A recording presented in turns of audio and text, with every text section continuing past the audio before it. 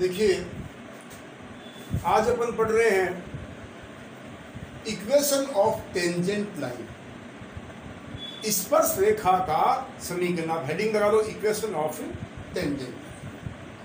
माना किसी सर्किल का समीकरण है, let equation of a circle is, circle क्या ले लिया अपन ने, x square plus y square plus 2gx 2fy plus c is equal to 0। ये मैंने सर्किल खींच दिया। माना इस सर्किल पर कोई बिंदु P है, P x1 y1 is any point on the circle.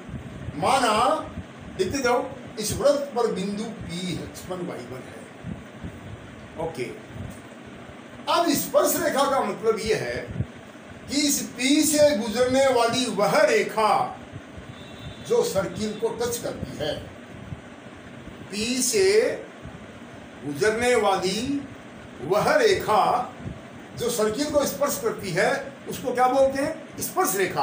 तो इसका फार्मूला याद कर लो, equation of tangent line at P is, बिंदु P पर लिखिए, बिंदु P पर वृत्त की स्पर्श रेखा का समीकरण होगा x x1 plus y y1 plus g into x plus x1 plus f into y plus y1 plus c is equal to 0। g और f के मान और c का मान तो वृत्त के समीकरण से निकलेगा, और x1 y1 बिंदु के निर्देशांक है। तो यह बेटा किसका समीकरण आ गया, इक्वेशन ऑफ टेंजेंट लाइन। इस इक्वेशन को शॉर्ट में लिखते हैं t बराबर 0। क्या लिखते हैं इसको, t बराबर 0। t का मतलब है x x1 y y1 plus g into x plus x1 plus f into y plus y1 plus c equal to 0। सबके समझ आ गया। अभी मैं एक एग्जांपल बताऊंगा इसका। ये स्पर्श रेखा का समीकरण है, आप इसकी परिमाणता निकालो। मैंने पिछले लेक्चर में आपको बताया था कि जैसे मान लो किसी रेखा का समीकरण देखा 3x minus 4y plus 11 equal to 0। तो बेटा इसकी परिमाणता n कैसे निकालते हैं, माइनस ओके x का गुणांक कितना है यहाँ पे 3 बटा y का गुणांक कितना है माइनस का 4, कितनी आ गई 3 बटा 4। तो ऐसे इसकी परिमाणता निकालो। स्पर्श रेखा की परिमाणता is equal to minus, bracket बना दो, x का गुणांक देख कितना है, x का गुणांक x1 है और एक और x इंटू g भी है, तो आ गया x1 प्लस g। सबके समझ आ रही, किसका गुणांक दिखा, x का गुणांक। x कितनी जगह है, 2 जगह। तो पहला गुणांक कितना है x1 और दूसरा कितना प्लस का g अपॉन y का गुणांक। ऐसे ही y के भी 2 गुणांक है, एक तो y1 और एक प्लस f। ये आ गई आपकी स्पर्श रेखा की परिमाणता। सबके समझ आ रही है, स्पर्श रेखा की उत्पादन में कोई दिक्कत नहीं है। एक एग्जांपल कर लें इसका, स्पर्श रेखा का एक एग्जांपल कर लें अपन। माना किसी वृत्त का समीकरण है x square y square 2x 3y या 3y इसके बाद 4y ले रहा हूं मैं, माइनस का 8 बराबर 0। आप बताइए g का मान कितना है, x के गुणांक का आधा, f y के गुणांक का आधा और c कांस्टेंट। आपको कोई कहे एक बिंदु P लो जिसके निर्देशांक है 1 1, P के क्या निर्देशांक है बेटा 1 1, और इस बिंदु P पर मुझे स्पर्श रेखा का समीकरण ज्ञात करना है। तो क्या हो जाएगा बताओ, equation of tangent at P is, बिंदु P पर स्पर्श रेखा का समीकरण होगा। क्या फार्मूला ये रहा, t बराबर 0। याद रखिए, स्पर्श रेखा का समीकरण होता है t बराबर 0। t किसको व्यक्त करता है, x x1, तो x इंटू 1 यानी x, ये है x पर y1, y y1, y को 1 से गुना करेंगे y, प्लस g का मान कितना है 1 है, और x प्लस x1 का मान 1 है, प्लस f का मान कितना है 2, y प्लस y1 का मान कितना है बेटा 1, और प्लस c का मान माइनस का 8 is equal to 0। x x1 y इस फार्मूले में x1 y1 की जगह 1 और 1 लिख दिया, और ये gfc का मान ऊपर लिखा पड़ा है। सरल करो इसको, 1x यहाँ 1x यहाँ, तो 2x। एक y यहाँ, एक 2y यहाँ, तो 3y, और कांस्टेंट 1 और 2 3, 3 में से 8 घटाया माइनस का 5 is equal to 0। This is all about tangent line. स्पर्शरेखा का समीकरण सबके समझ आ गया, कोई दिक्कत नहीं है। अब अपन एक चीज और पढ़ेंगे, स्पर्शरेखा होने की शर्त, कंडीशन ऑफ टेंजेंट लाइन।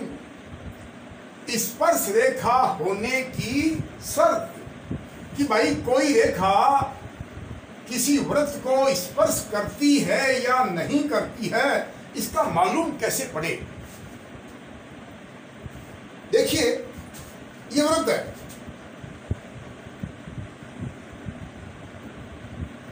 और ये रेखा मैं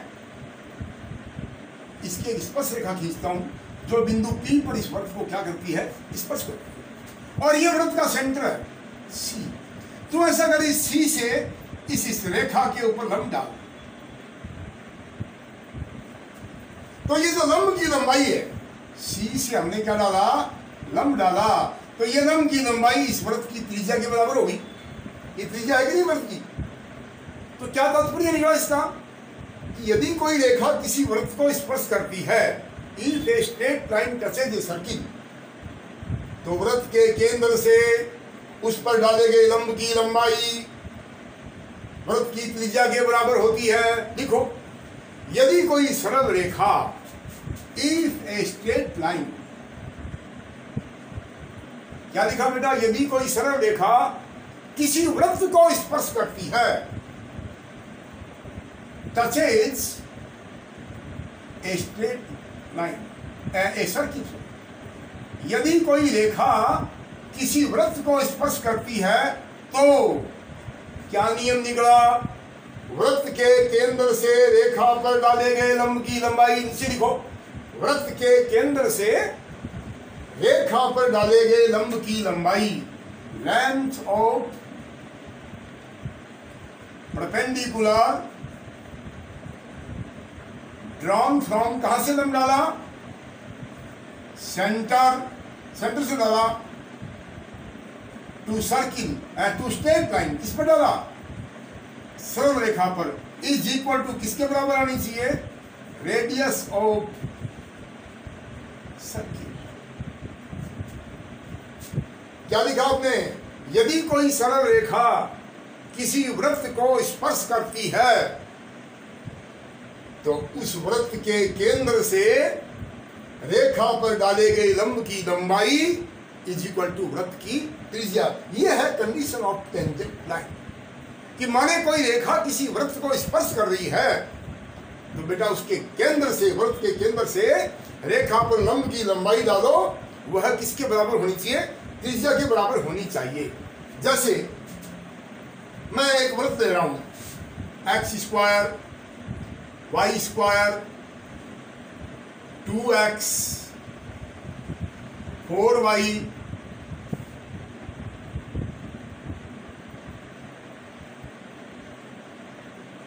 -8 इज इक्वल टू 0।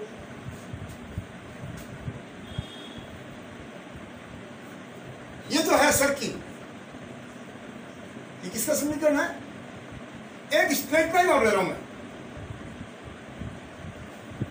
और स्ट्रेट लाइन लेनी मैंने 2x,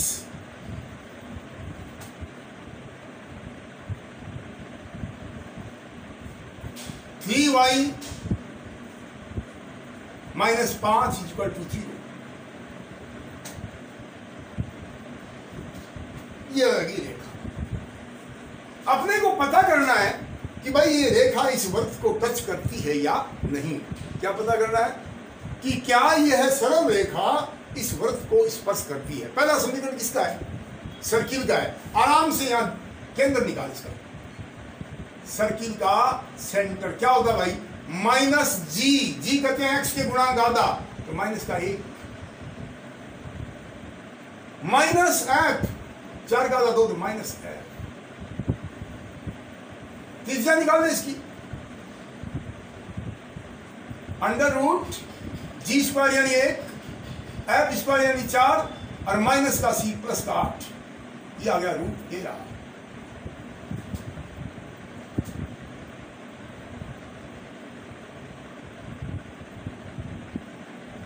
सर्किल का केंद्र निकाल लिया और त्रिज्या निकाल ली और एक दे रखी है रेखा।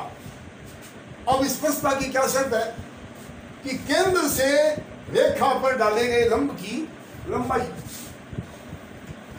आप यहां लिखिए, वृत्त के केंद्र से दी गई रेखा 2 पर डाले गए लंब की लंबाई, length of perpendicular from centre. Centre कौन है बेटा इसका? सेंटर है -1 -2 टू गिवन स्ट्रेट लाइन। क्या लिखा बेटा हिंदी में? क्या लिखोगे?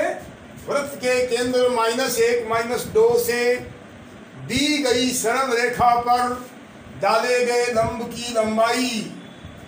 आपने 11वीं क्लास में लंब की लंबाई का फार्मूला पढ़ा। कैसे निकालते हैं लंब की लंबाई? सेंटर निकाल दिया और ये रेखा है 2 नंबर, इसमें x और y की जगह ये रख दे -1 और -2 रखना। x की जगह कितना रखोगे? -1 रखेंगे तो 2 को -1 से गुणा किया -2।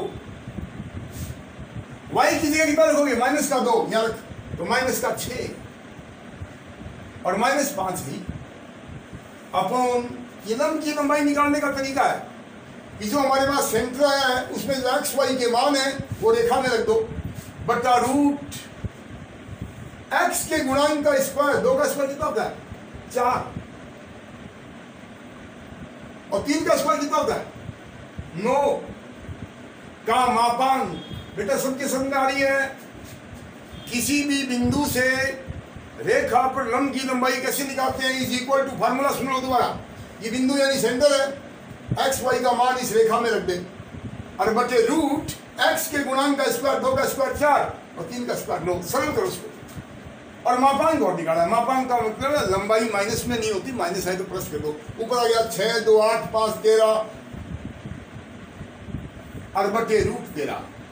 13 के टुकड़े होते रूट 13 इंटू रूट 13, एक रूट 13 कट गया, कितना आ गया? वृत्त के केंद्र से दी गई रेखा पर डाले गए लंब की लंबाई कितनी आई? रूट 13। स्पर्श करने की शर्त क्या है कि वृत्त के केंद्र से रेखा पर डाले गए लंब की लंबाई त्रिज्या के बराबर होनी चाहिए। त्रिज्या कितनी है इसकी? इस वृत्त की रेडियस रूट 13 ही है, तो is equal to radius of circle. देखिए मैंने केंद्र से लंब की लंबाई निकाली, मेरी रूट 13 आई और त्रिज्या भी कितनी है? रूट 13, दोनों बराबर है ना। अतः इसलिए दी गई सरल रेखा given straight line touches the circle. दी गई सरल रेखा वृत्त को स्पर्श करती है। ये बहुत इंपॉर्टेंट चीज है, ये आगे हर टॉपिक में आएगा। दोबारा सुन लो, आपको क्या क्या दिया हुआ था? एक तो सर्किल, बेटा जहां सर्किल दिया वही सेंटर और रेडियस निकाल दे, केंद्र और त्रिज्या निकाल दे। केंद्र -d -f, त्रिज्या रूट g² f² - c। फिर क्या करो? इस केंद्र से जो रेखा दे रखी है 2 नंबर, ये रेखा आपको दी हुई है, इस पर डाले गए लंब की लंबाई निकालो। केंद्र से डाले गए लंब की लंबाई बराबर, लंबाई निकालने का फॉर्मूला तुम्हारा पड़ा हुआ, दोबारा सुन लो। x और y की जगह केंद्र रख दे रेखा में, रेखा में x की जगह रख दे -1, y की जगह रख दे -2, पूरा रख दिया, बटा रूट x के गुणांक का स्क्वायर, 2 का स्क्वायर 4, 3 का स्क्वायर 9 का मापांक। मापांक का मतलब है ऊपर माइनस का 13 आया तो हमने प्लस का 13 ले लिया और रूट 13 कट के कितना आ गया? रूट 13। क्या ये लंबाई उस त्रिज्या के बराबर है? बिल्कुल है। अतः रेखा वृत्त को स्पर्श करती है। ये 2 चीज आज मैंने बताई है, कल इसकी आगे बताएंगे।